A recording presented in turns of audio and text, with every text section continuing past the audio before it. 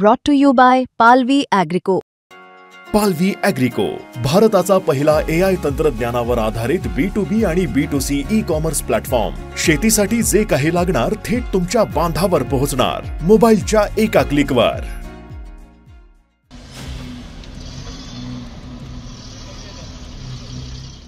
साताऱ्यातल्या फलटण शहरातल्या उपजिल्हा रुग्णालयात कार्यरत असलेल्या सरकारी महिला डॉक्टरनं आत्महत्या केली.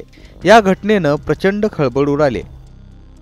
मृत महिला डॉक्टरनं आत्महत्येपूर्वी आपल्या हातावर एक सुसाईड नोट लिहिली.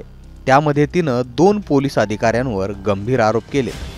या महिला डॉक्टरनं आपल्या हातावर लिहिलेल्या नोटमध्ये म्हटलंय की PSI गोपाल बदनेनं तिच्यावर 5 महिन्यांपासून वारंवार बलात्कार आणि लैंगिक शोषण केले.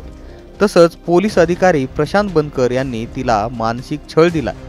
ही घटना समोर येताच पोलीस प्रशासनामध्ये सुद्धा खळबळ उडाली.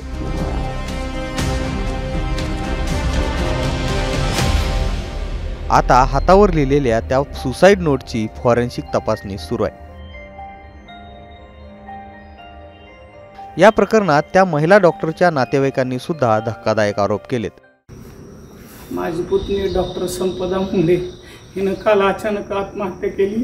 आम्हाला काही न सांगता तिनं हॉटेलमध्ये जाऊन ड्युटी संपल्यानंतर काही न सांगता नोटिंग न लिहिता त्या हॉटेलला जाऊन आत्महत्या केली. आणि तिनं मधून असं सांगायचे आम्हाला की मला पोस्टमार्टम करताना रिपोर्ट बदलून द्या वगैरे असा त्रास होतो अधिकाऱ्यांचा, आणि मला जर तसा त्रास झाला तर मी सुसाईड करीन असं ती सांगायची अधूनमधून आम्हाला. त्याच्या अगोदर तिने लेखी तक्रार दिली, ते लेखी तक्रार दिली होती DYSP-कडे. त्याचं आणखी तिला उत्तर आलेलं नाही. ती पोस्टमार्टम करत असताना म्हणजे तिला जो त्रास व्हायचा तो त्रास ते वेगवेगळ्या स्तरातून तिला त्रास व्हायचा आणि रिपोर्ट बदलून द्या असं सांगायचे सारखे. तिला ते सहन होत नव्हतं म्हणून तिनं सुसाईड करण्याची बाकीच्या लोकांबरोबर पण सांगत होती की मला असा त्रास व्हायला लागला तर सुसाईड करेल. आम्हाला त्याच्यातलं पुढचं काही माहीत नाही. या महिला डॉक्टरवर वारंवार पोस्टमॉर्टम रिपोर्ट बदलून द्या अशा प्रकारचा दबाव आणला जात होता. याबाबत या महिला डॉक्टरनं DYSP-कडे एक तक्रार सुद्धा दाखल केली होती. मात्र या तक्रारीची दखल घेतली गेली नाही असे आरोप नातेवाईकांनी केलेत.